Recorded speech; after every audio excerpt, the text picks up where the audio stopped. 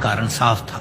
अयोध्या के श्री राम के मंदिर पर आक्रमण भारत की आत्मा पर आक्रमण था। जहां हर भारतीय के रोम रोम में राम बसते हैं, वह भारत यह अपमान कैसे सहता। राम मंदिर पर आक्रमण भारत को आहत कर गया था। विदेशी हमलावर अपनी बर्बरता दिखाते गए और भारत अपने आत्मगौरव को फिर से पाने के लिए संघर्ष करता रहा।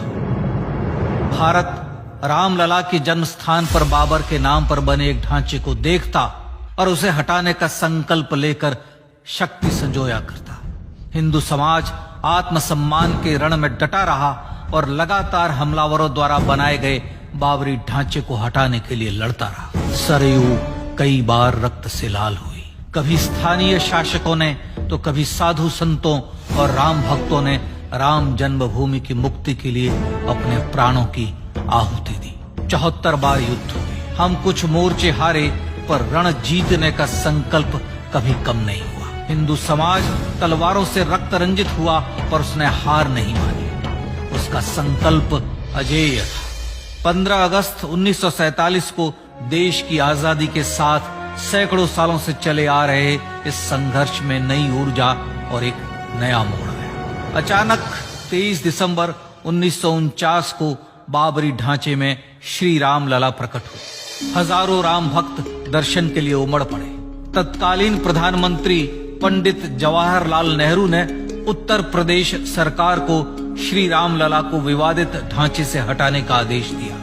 उत्तर प्रदेश सरकार ने अयोध्या के कलेक्टर को यह काम दिया और यह निर्देश भी कि जरूरत पड़ने पर वे बल का प्रयोग भी करें। अयोध्या के कलेक्टर ने सरकार को उत्तर दिया कि यह नरसंहार के बिना संभव नहीं है, और फिर भी वह ऐसा चाहती है तो किसी दूसरे कलेक्टर से यह काम करवा ले। परिणाम स्वरूप रामलला की मूर्ति वहीं विराजमान रही।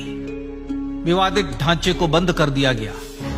केवल पुजारी को सेवा अर्चना के लिए भीतर जाने की अनुमति थी। फिर भी राम भक्त विवादित ढांचे के बाहर से प्रभु श्री राम की आराधना करते रहे। भारत के हिंदू समाज के लिए चुनौतियां और बढ़ गई। मामला अदालत में गया।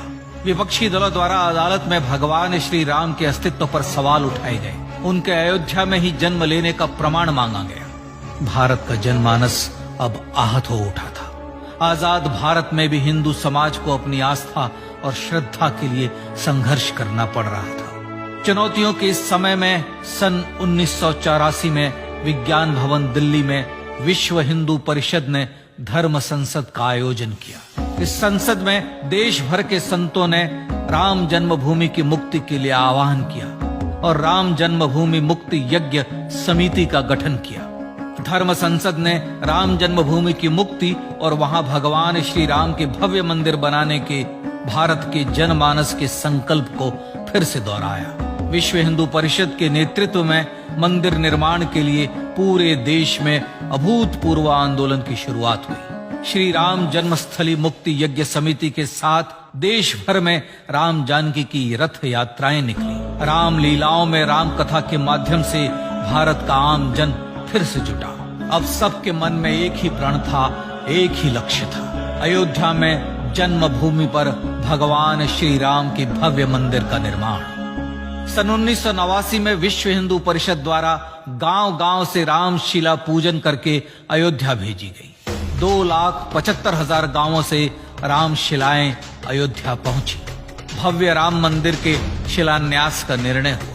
पूज्य संत महात्माओं और हिंदू समाज के अन्य प्रमुख नेताओं के निर्णय के अनुसार अनुसूचित जाति के प्रमुख नेता श्री कामेश्वर चौपाल ने 9 नवंबर 1989 को मंदिर निर्माण का पहला पत्थर रखा। राम जन्मभूमि पर मंदिर निर्माण के लक्ष्य की पूर्ति के लिए सन 1990 में सोमनाथ से अयोध्या के लिए श्री लाल कृष्ण आडवाणी ने रथ यात्रा की शुरुआत की। देश में जन भावनाओं का ज्वार उमड़ने लगा। श्री लाल कृष्ण आडवाणी के रथ यात्रा के साथ साथ मंदिर के लिए जन समर्थन बढ़ने लगा और छद्म सेकुलरवाद बेनकाब होने लगा।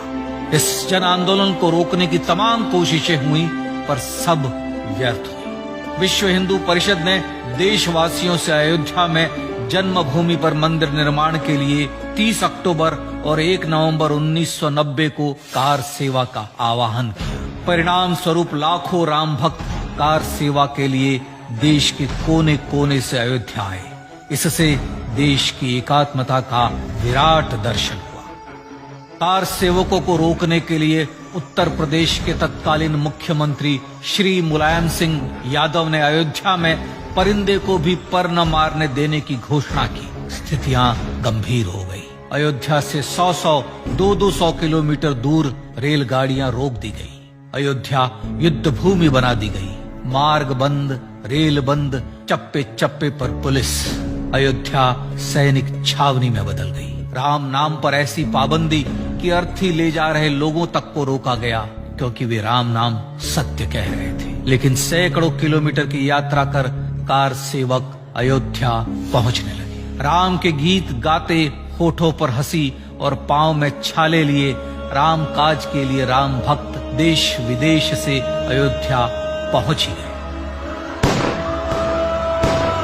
कार सेवकों पर गोलियां चली। अनेक कार सेवक शहीद हुए। आजाद भारत में जन्मभूमि पर राम मंदिर के लिए कार सेवकों ने फिर एक बार अपना बलिदान दिया, पर कार सेवकों ने विवादित ढांचे पर भगवा फहरा ही दिया और इस तरह कार सेवा सफल हुई। श्री राम जन्मभूमि आंदोलन ने भारत की सुप्त आत्मा को झकझोर कर जगा दिया था। विश्व हिंदू परिषद ने फिर एक बार 6 दिसंबर 1992 को कार सेवा का आह्वान किया। राम भक्तों को कार सेवा करने देने के लिए अदालत में प्रार्थना की गई, पर अदालत ने कोई निर्णय नहीं दिया। परिणाम स्वरूप बौद्ध, जैन, सिख, स्वामीनारायण संप्रदाय, गायत्री परिवार, हर पंथ मत विचार के हिंदू एकत्र हो गए। छूत अछूत का भेद मिटा, जाति की पहचान मिटी। हम सब हिंदू, हम सब सिंधु बन गए। राम सिंधु में ज्वार उठा और देखते ही देखते 6 दिसंबर 1992 को श्री राम जन्मभूमि से बाबरी ढांचा सदा के लिए हट गया।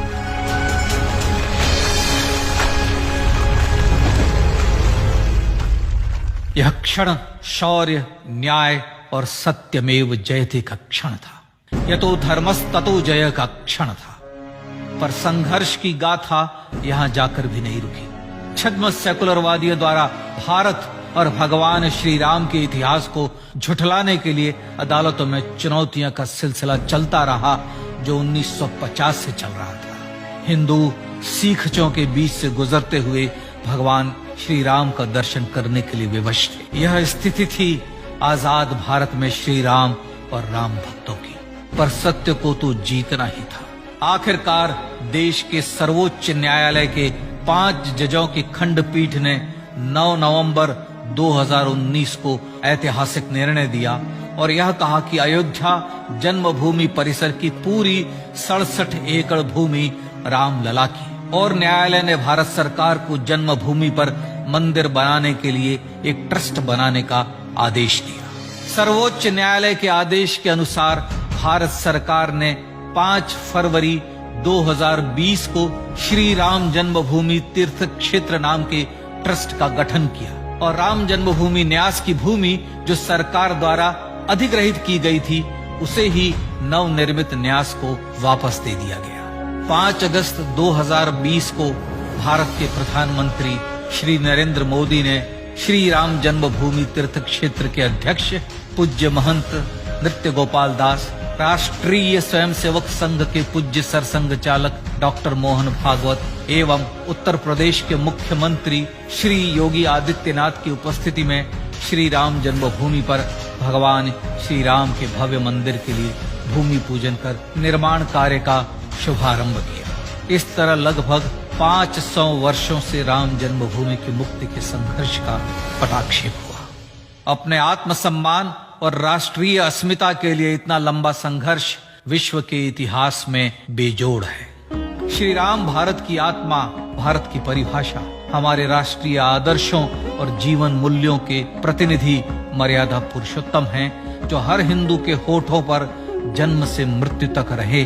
बस यही हर हृदय में प्रार्थना होती है। राम भारतीय राष्ट्रीय स्वाभिमान और आसेतु हिमालय से समुद्र पर्यंत तक जन जन को एकात्मता के बंधन में बांधने वाले रक्षा सूत्र है। अयोध्या स्थित श्री राम जन्मभूमि पर बाबर का हमला वास्तव में भारत के स्वाभिमान और राष्ट्रीयता पर हमला था। प्रधानमंत्री श्री नरेंद्र मोदी द्वारा श्री राम जन्मभूमि पर राम मंदिर का पुनः निर्माण न केवल बाबरी मानसिकता का पराभव है, बल्कि संपन्न, सुखी, सुसंस्कृत, सर्वशक्ति संपन्न स्वराष्ट्र का सूर्योदय भी है। यह उस राम राज्य की दिशा में वह कदम है जिसकी अभिलाषा राजराजेंद्र चोल, कृष्णदेव राय, छत्रपति शिवाजी महाराज से लेकर महात्मा गांधी तक ने की थी।